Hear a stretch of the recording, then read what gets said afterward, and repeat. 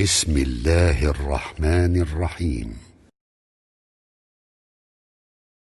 ألم تر كيف فعل ربك بأصحاب الفيل ألم يجعل كيدهم في تضليل وأرسل عليهم طيرا أبابيل ترميهم بحجارة من سجيل فجعلهم كعصف مأكول.